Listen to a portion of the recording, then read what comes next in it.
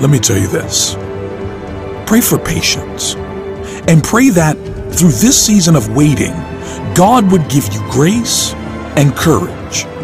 And furthermore, pray for God to reveal the next step for you in His timing. And finally, pray for your heart to be open to the work God's doing through this current season. Trust God's timing. Do not give up. Everything will fall into place. Imagine you are a painter standing before a blank canvas. You have your brushes, your palette full of vibrant colors, and a vision of what you want to create. Now, the painting cannot come to life instantly. It requires time, effort, and patience. Every stroke adds depth, every layer adds complexity, and each detail lends to the overall beauty. If rushed, the masterpiece would lose its essence, its beauty, and its purpose. This is similar to how our lives unfold.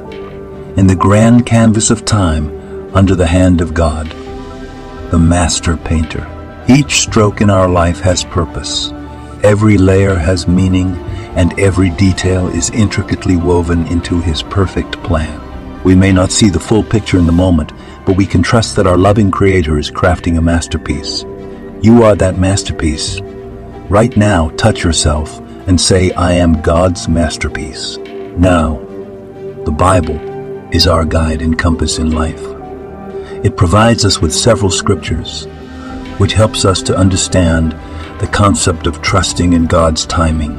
These stories offer comfort, strength, and wisdom to trust God even when the path before us is uncertain. Let us consider the story of Moses, a man whose life was marked by monumental shifts, each in God's perfect timing. Born to Hebrew parents during a time of oppression, Moses was hidden for 3 months before being set drifting on the Nile River, only to be found by Pharaoh's daughter.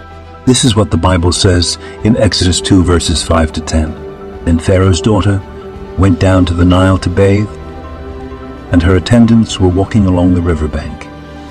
She saw the basket among the reeds and sent her female slave to get it. She opened it and saw the baby. He was crying, and she felt sorry for him. This is one of the Hebrew babies, she said. Then his sister asked Pharaoh's daughter, Shall I go and get one of the Hebrew women to nurse the baby for you? Yes, go, she answered. So the girl went and got the baby's mother. Pharaoh's daughter said to her, Take this baby and nurse him for me, and I will pay you. So the woman took the baby and nursed him. When the child grew older, she took him to Pharaoh's daughter, and he became her son. She named him Moses, saying, I drew him out of the water. Now listen to this. Isn't it interesting how God's plans work? His plans are perfect. Here is a situation where Moses' mother had to make a heartbreaking decision to let her son go in the hope of saving his life. She had put him in the Nile River not knowing what would become of him. Yet, God had a plan. God ensured that Moses not only survived, but also that his mother could care for him in his early years. And she actually was paid to care for her own son. Wow! What a mighty God we serve.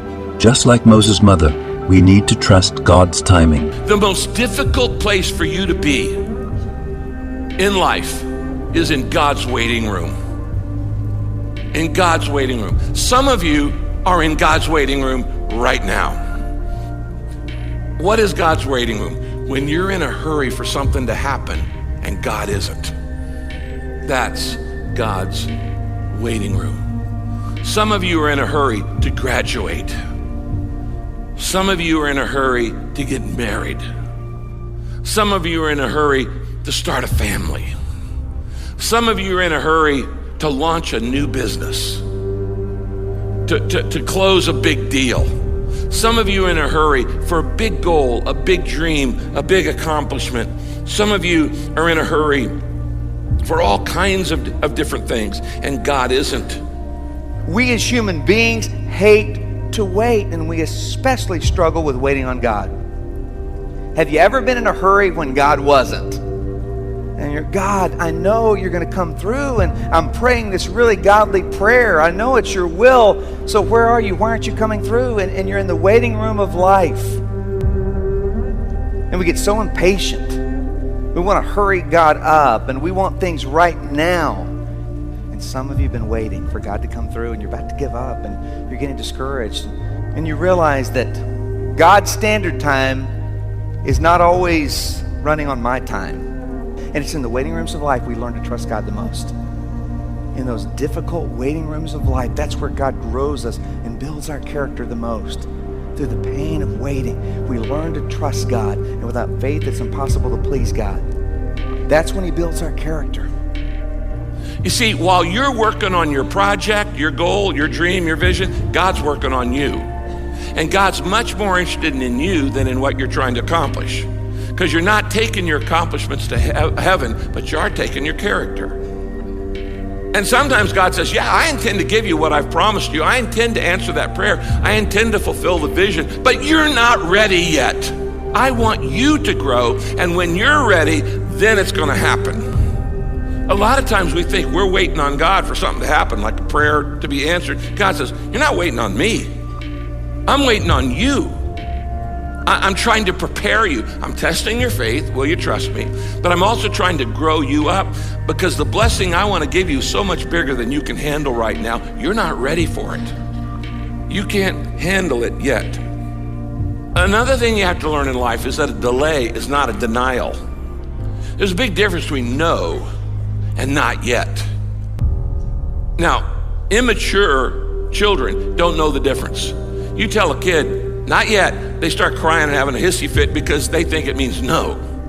They don't understand a delay is not a denial. God is saying, I intend to do these things in your life that I've given you the vision, the dream to do, but you're just not ready yet. And at the right time, I will answer your prayer. God's often waiting on us. Why didn't God just tell you everything that's going to happen in your life right up front? Well, I think there are 2 or 3 reasons. First, it would overwhelm you, probably scare you to death. But the real reason God doesn't announce His timetable to you is He wants you to trust Him. He says, just live one day at a time. Trust me, I'm a good God. I'm a loving God. Everything I do in your life is for love, but you just got to trust me. In Acts chapter 1 in the Bible says this. Jesus said in verse 7, you don't get to know the time. Timing is the Father's business. So you're just not ever going to know stuff in advance. You don't know what's going to happen tomorrow in your life, much less the rest of your life. God does not tell us the details in advance. He has a timetable for your life, but He doesn't tell you the details in advance. If you could understand why God does everything God does, you'd be God. God's timing isn't good, it's perfect. Because He knows all the details. He knows past, present, future. He knows what we need, what we want, what's the wisest thing to do. You can never go wrong waiting upon God's timing.